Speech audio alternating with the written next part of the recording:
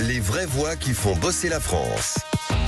Les vraies voix qui font bosser la France jusqu'à 20h aujourd'hui avec Philippe David. Ça va mon Philippe? Ça va très bien. Vous n'êtes pas trop fatigué? Non, ça va. Vous avez fait quelques des squats, des trucs comme ça, ouais. Oui. Parce que intellectuellement, vous savez, quand on fait du sport, il faut être au taquet quand même. Oui, mais vous savez, comme disait Churchill, no sport.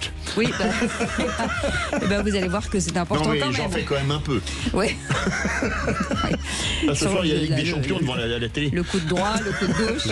Allez, soyez les bienvenus. Le secteur du sport en France a été aujourd'hui une véritable filière économique et sociale structurée autour de la Convention collective nationale de sport qui vient de fêter ses 20 ans avec nos invités, Philippe. Nos invités, on va commencer par les dames. Anne Barbedette, vice-présidente du syndicat Active FNE-APL, Fédération nationale des entreprises activités physiques loisirs. Bonsoir. Bonsoir.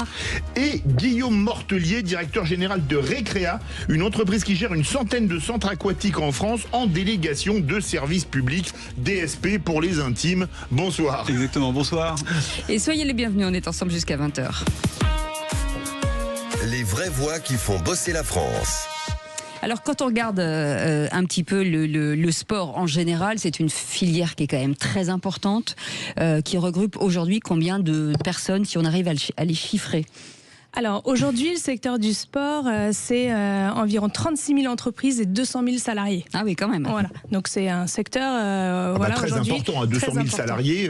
Tout à fait, et surtout hyper dynamique et qui est en croissance continue et encore quelques belles années de croissance à venir. Mais quand on parle de 36 000 entreprises, elles font quoi? C'est quoi à peu près les typologies de... Alors, plusieurs types d'entreprises, des entreprises du secteur marchand classique, ouais, des associations, voilà, et aussi des entreprises plutôt secteur loisirs, donc loisirs marchands, voilà, qu'on peut rencontrer, qui sont moins affiliés aux fédérations, mais plutôt affiliés au secteur du loisir. Alors, on va parler à votre camarade qui est à côté, hein, Guillaume Mortelier, qui est là. Merci d'être avec nous. Vous êtes directeur général de Recrea, qui est une entreprise qui gère une centaine de centres aquatiques en France et en délégation de services publics. Aujourd'hui, est-ce que, puisqu'on parle d'emploi, est-ce que vous peinez aujourd'hui à recruter? Aujourd'hui, c'est un vrai enjeu. Ouais. Chez Recrea, on rassemble 2600 collaborateurs et on a 3 grands métiers. D'abord l'accueil, comme quand vous arrivez dans une piscine ou dans un centre de sport, on vous accueille. Derrière, on assure l'hygiène, qui est un point fondamental à la fois dans les vestiaires et puis dans l'eau, hein, fondamental. C'est le premier critère de satisfaction client. Et puis on a toutes les équipes d'éducateurs. Sur les 2600 personnes, c'est près d'1 millier d'éducateurs qui, au quotidien, vont d'abord assurer la surveillance de la baignade et s'assurer qu'il n'y a pas de problème. La sécurité, oui. Et aussi passer leur temps à accompagner le matin les écoles, quand les écoles arrivent, pour accompagner les enfants, pour leur apprendre à savoir nager. Donc c'est un métier très spécifique. C'est un métier très spécifique et qui est en très fort contact avec les clients. Combien ça représente de personnes chez Recrea, tout compris entre les CDD, les CDI, les saisonniers, etc. Alors, tout compris en ETP, on atteint... Équivalent temps plein. Équivalent temps plein, merci. On atteint à peu près les 3400 équivalents temps plein et c'est avec 2600 collaborateurs à l'année. Alors, j'ai une question pour vous plus spécifiquement, Anne Barbedette. Ça nous arrange que vous ayez des questions. Parmi les 200 000 salariés, est-ce que ça compte aussi le sport professionnel? Parce que vous avez les clubs de foot, de rugby qui font vivre des centaines de personnes. Tout à fait, oui, effectivement, il y a les sportifs professionnels font aussi partie de ces grands écosystèmes, tout à fait. Donc, tant le Paris Saint-Germain que le Stade Toulousain, que Nanterre au basket ou... Exactement, tout le sport professionnel, ouais, tout à fait. Dans votre secteur d'activité, est-ce que c'est une formation qui évolue? Est-ce que c'est un métier qui évolue avec le temps? Ou c'est plutôt statique? Est-ce qu'il faut reformer ces gens régulièrement? Est-ce que... Je vais prendre la première réponse, mais c'est effectivement très évolutif. Oui. Pour deux raisons fondamentales. D'abord parce que les pratiques évoluent.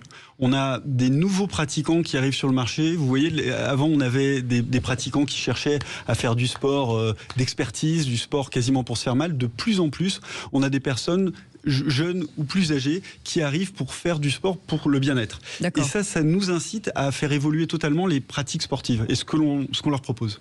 Mais c'est quoi comme type de formation, par exemple, pour ceux qui nous écoutent en se disant peut-être que c'est propice à la reconversion, qu'on peut éventuellement, si on aime le sport, en faire un métier demain. C'est une formation de quoi? Il faut aller où? Comment ça se passe? Aujourd'hui, pour être un éducateur pour surveiller les bassins, en fait, c'est 2 ans de formation en alternance où vous avez une semaine sur les bassins et une semaine de travaux pratiques pour apprendre le métier. Et donc systématiquement dans une interaction client-étude. Mais il faut, je vais jusqu'au bout de mon truc. Il y a aussi une appétence au dialogue, à la gestion de l'humain, avec c'est très important quand même aussi. Vous avez totalement raison. Je pense qu'il y a eu un goût pour le sport déjà. C'est généralement des pratiquants eux-mêmes. 2, une vraie envie d'aller accompagner, d'aller éduquer. Quasiment, c'est très proche d'un profil éducation. Et 3, il y a aussi une notion qui est assez particulière pour les maîtres nageurs, c'est d'avoir une vraie responsabilisation propre parce que on est là pour surveiller des gens et pour sauver des vies potentiellement. Et inspirer la confiance, j'imagine. Exactement. Oui. Est-ce que c'est des métiers dans lesquels on peut rentrer un peu plus tard dans la vie, dans le cadre par exemple d'une reconversion à 40, 50 ans, voire plus, avec le recul de l'âge de la retraite? Complètement. Aujourd'hui, il n'y a pas de barrière à l'entrée au métier. Ce qu'il faut savoir, c'est qu'aujourd'hui, le métier d'éducateur sportif, c'est un emploi réglementé. Il fait partie des... mais il faut un brevet de l'AMNS, etc. Bien sûr. Exactement, de la petite famille des emplois réglementés. Donc, obtenir la carte pro, il y a plusieurs manières de l'obtenir. Le fameux diplôme, le BPGEPS, mais il y a aussi... C'est quoi le BPGEPS? C'est le diplôme du ministère des Sports. D'accord. Donc, brevet professionnel de la jeunesse et des sports, et qui permet de pouvoir accéder à cette carte pro. Mais il y a aussi d'autres certifications qui ont été créées par la branche du sport pour qu'il y ait une accessibilité plus facile, notamment au profil de reconversion. Et qu'est-ce qu'on fait dans ce brevet? C'est-à-dire quels sont aujourd'hui les critères? Alors, il y a 2 grands piliers à cette formation de manière... En général, 2 grands piliers, c'est au rugby. Ouais, c'est vrai. C'est plutôt... Je vous avais prévenu, ne relevez pas, c'est comme s'il n'était pas là. La notion d'éducation, c'est-à-dire comment on va amener ces éducateurs à éduquer, que ce soit des enfants, des adultes, à l'ensemble des pratiques. Et il y a aussi toute l'intégration des notions de citoyenneté, de transition, c'est vraiment plutôt là sur l'aspect sociétal. Et puis la grosse notion de sport santé, c'est-à-dire comment on maintient l'intégrité physique de nos pratiquants, quelle que soit notre activité. Donc c'est les 2 grands piliers. Et puis après, l'aspect très spécifique selon la discipline, le fitness, l'aquatique, l'escalade. Et il y a autant de spécialités qu'il y a finalement de disciplines. Est-ce qu'on peut gérer des enfants comme on peut gérer des personnes âgées ou des personnes qui viennent juste faire un sport de loisir? Est-ce qu'il y a une aptitude à gérer des enfants et on ne fait que des enfants, par exemple? Alors, dans le diplôme est prévu pour tous les publics. D'accord. Donc voilà, il est assez généraliste et c'est pour ça aussi qu'il est malgré tout relativement long donc pour tous les publics. Adapté en tout cas. Maintenant, effectivement, il y a des spécificités et puis l'exigence des clients aussi évolue. Donc il y a aussi beaucoup de formations continues qu'on demande aussi aux éducateurs sportifs de suivre de manière à se spécialiser et à être plus performants. Guillaume Mortelier voulait réagir parce qu'il a 2 lignes. Oui, exactement. Je suis totalement d'accord. Une même personne peut accompagner des enfants comme des adultes, mais elle le fait généralement dans des moments différents. Parce qu'on va gérer un groupe d'enfants différemment d'un groupe d'adultes parce qu'ils vont avoir des réactions communes. Le dialogue se passe de façon différente d'un groupe d'adultes. Donc il faut bien séparer les publics. Et après, la même personne est capable de faire les 2, effectivement. Est-ce qu'il y a eu un effet JO en retour de faire des métiers de sport ou de devenir un athlète, ou est-ce que vous avez senti une courbe montante l'un ou l'autre, ou les 2 en même temps, ou chacun son tour? Alors de notre côté, en tout cas si je prends ma casquette active, oui, parce que effectivement ça crée une dynamique, notamment dans le sport loisir. Ça crée une certaine dynamique. De 7 à 77 ans. C'est ça. Sur les activités fitness, nous en tout cas pour le groupe l'Orange Bleu, parce que le centre de formation fait partie de ce groupe, on a moins senti cet effet-là, mais simplement parce que le fitness c'est pas une discipline olympique et donc elle n'a pas été mise en avant. Par contre, ça a donné l'envie à plein de gens de faire du sport, donc ça Ça, c'est plutôt chouette. Alors, de notre côté, il y a eu 2 effets JO. En fait, pendant les JO eux-mêmes, on a eu énormément de gens qui venaient, qui profitaient, qui voulaient bouger. Et puis ensuite, on a eu plutôt un effet Léon Marchand, en fait, avec énormément d'inscriptions dans les clubs de natation. Ouais, mais de jeunes ou de plutôt de tous les âges? Beaucoup de jeunes. Ensuite, on a le pratiquant qui venait plus souvent, mais généralement, ça s'étiole. En se disant, je vais essayer de battre Léon Marchand dans 4 ans, c'est ça? Généralement, ils se découragent au bout de quelques semaines. Mais derrière, on a eu beaucoup de jeunes qui avaient envie, justement, d'apprendre à nager et de bien maîtriser les 4 nages. Dans les métiers du sport, vous qui faites un peu tous les métiers du sport, il y a par exemple l'effet, il y a un très grand champion, l'équipe de France de tennis, on a un très grand tennisman dans un pays, ça fait exploser le nombre de licenciés, donc on recrute des moniteurs de tennis, ceci, cela, un Léon Marchand en natation, ça joue encore vraiment beaucoup? Je pense de moins en moins. Ça crée des vocations. En tout cas, ça permet de s'intéresser à ce qu'est les métiers du sport. Parce que on a quand même une différence entre être éducateur sportif, être entraîneur, être préparateur physique. Oui. Enfin, il y a une multitude de métiers. Et aujourd'hui, quand même, 60% des métiers sont les métiers d'encadrant et d'animateur, d'éducateur sportif.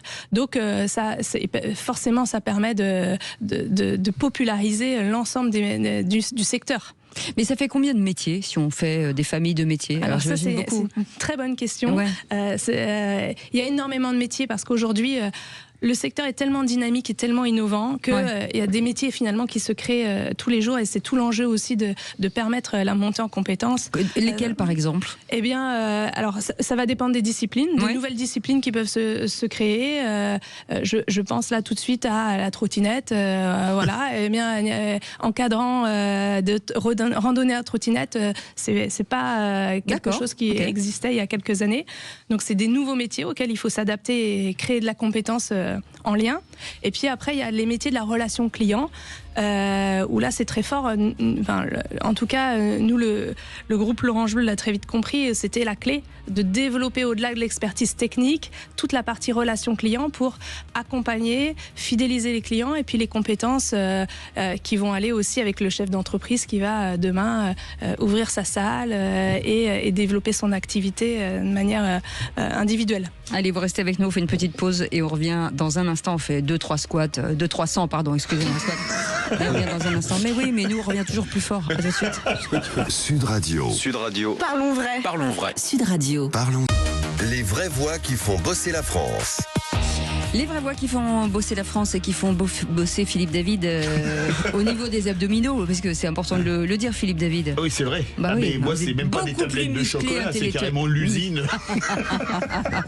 Avec Guillaume Mortellier qui est avec nous, directeur général de Recréa, qui est une entreprise qui gère une centaine de centres aquatiques en France en délégation au service public, et Anne Barbedette, qui est avec nous, vice-présidente du syndicat Active FNEAPL, pas facile à dire, Fédération nationale des entreprises d'activité physique, loisirs. On en parlait hors antenne. Est-ce que finalement, comme beaucoup de secteurs d'activité, vous n'avez pas ce problème finalement que tous ces métiers ne soient pas suffisamment connus pour générer en tout cas des envies? C'est-à-dire que on connaît dans les grandes trames, vous le disiez, certains métiers, mais effectivement il y a un développement de métiers. Je vais m'adresser à vous, un développement de métiers qui ne cesse avec la société, avec les nouveaux usages d'être créés, et en fait on ne le sait pas forcément. Oui, tout à fait. C'est tout à fait l'enjeu aussi de notre travail au quotidien, c'est donner de la lisibilité à ce qui existe et surtout permettre... le sport, c'est un incroyable accélérateur d'ascenseur social. On démarre éducateur sportif et après, il y a une multitude de métiers qui existent et c'est un vrai ascenseur social aujourd'hui parce que ça permet de pouvoir effectuer... Alors, on parle de la formation qui sont aussi des voies... on peut être éducateur sportif et puis basculer vers la formation, chef d'entreprise et puis énormément de choses. Je pourrais pas tous les citer, mais c'est voilà. Et Guillaume? Oui, je pense que effectivement c'est assez dur à lire et ça nous oblige à 2 choses pour moi. La première, c'est d'aller vers. Typiquement, on a ouvert en juin dernier le centre aquatique olympique dans son format public, après les Jeux Olympiques, et on devait recruter 70 personnes. En 3 sessions en un week-end, on a recruté 70 personnes en local qui sont de Seine-Saint-Denis et super profils qui travaillent très bien et qui ont trouvé leur job grâce à ça. Mais c'est vraiment une filière qui monte parce que c'est 7,2% d'emplois en plus chaque année. Comment ça s'explique ? Alors, c'est à la fois le marché qui est très dynamique et puis voilà, c'est la croissance de ce marché-là est incroyable et on a encore du retard par rapport au niveau européen, donc il y a encore de très belles années. Et puis aussi un accompagnement. Les clients veulent plus d'accompagnement, donc derrière ça veut dire plus de coachs et plus d'éducateurs sportifs à accompagner ses clients et donc forcément. La pratique du fitness sur les 10 dernières années, c'est 5% de croissance par an des pratiquants.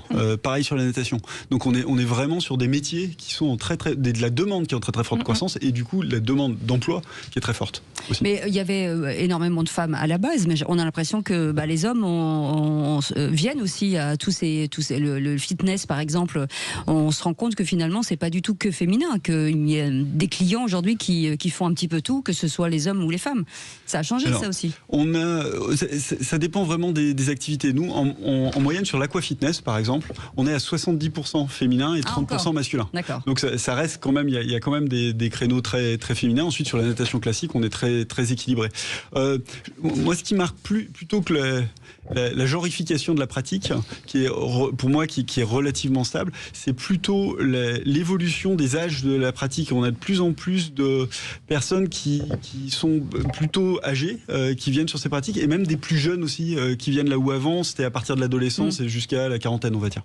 Est-ce que ça veut dire que aujourd'hui, les changements de gouvernement, le fait d'avoir un ministre de tutelle qui change régulièrement, est-ce que c'est un problème pour vous ?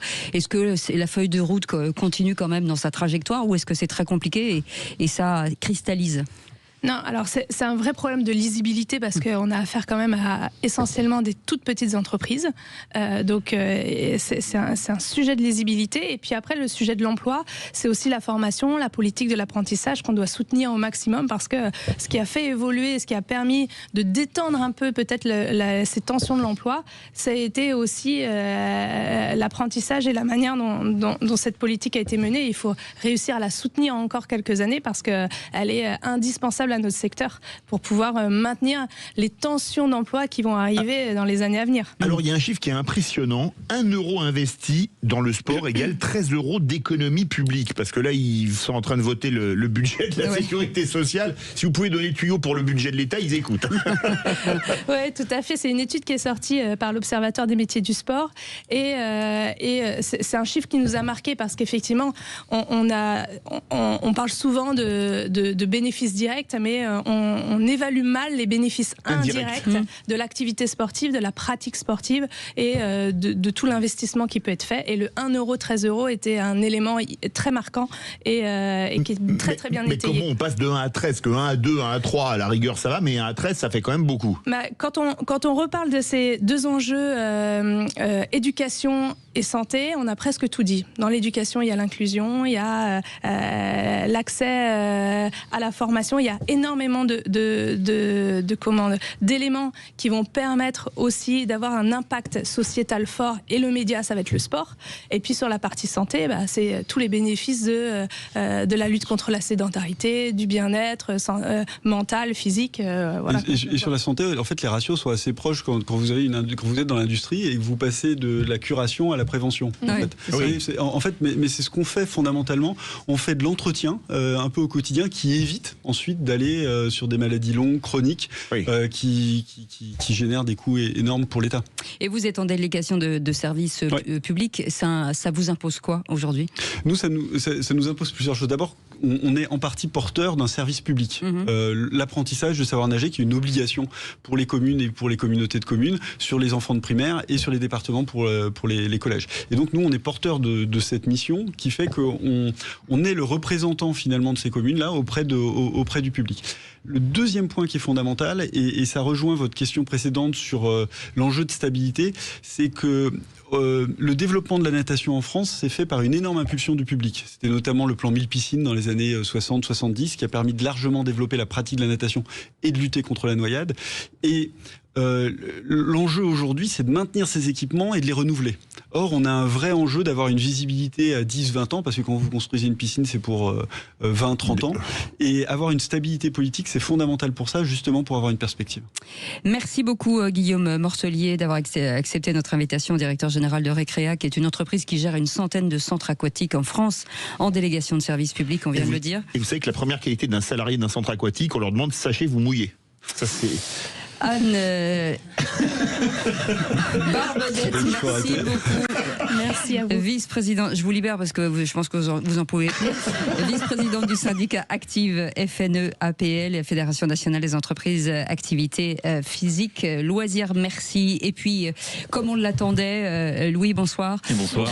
Eh bien, on vient de l'apprendre, les députés donc ont voté pour le budget de la sécurité sociale. Tout de suite, on fait le point avec vous. Alors exactement, si le vote est tombé il y a quelques minutes, 247 voix pour, 234 contre. Ça a été serré jusqu'au bout avec des négociations ces dernières 24 heures, notamment avec les écologistes et les membres du groupe Lyot qui se sont majoritairement abstenus, ont carrément voté pour.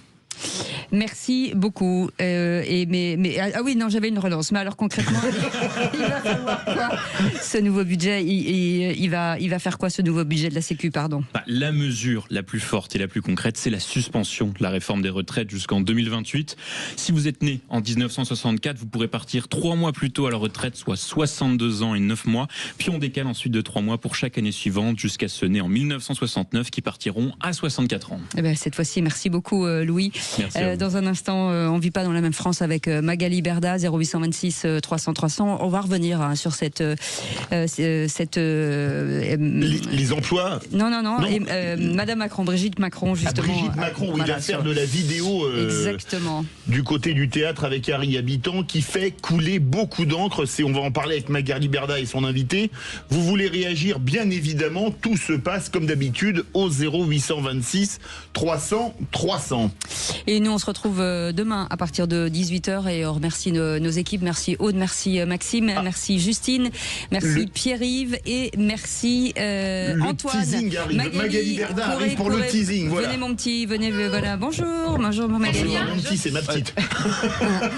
Moi j'adore être la petite, mais que de Cécile. Voilà, c'est ça. Je me sens très discriminé. Magali, bienvenue dans un instant. On ne vit pas dans la même France. Vous allez revenir sur Brigitte Macron. Oui, Brigitte Macron qui a tenu des propos, voilà, alors choqué, pas choqué. Est-ce que vous êtes choqué d'ailleurs sur les propos tenus lors du spectacle d'Harry Habitant?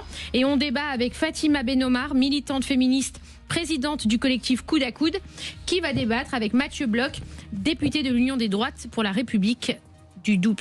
Du Doubs. Voilà, c'est un très joli département. Le débat va être dans le dur. Et il n'y a pas de doute. Voilà. Merci Magali. Bonne émission 0826 300 300 avec Aude, bien entendu. Et c'est jusqu'à 21h. Et nous, on se retrouve demain. Passez une très belle soirée. Salut, à demain. Merci à vous. Sud Radio. Sud Radio. Parlons vrai. Parlons vrai. Sud Radio.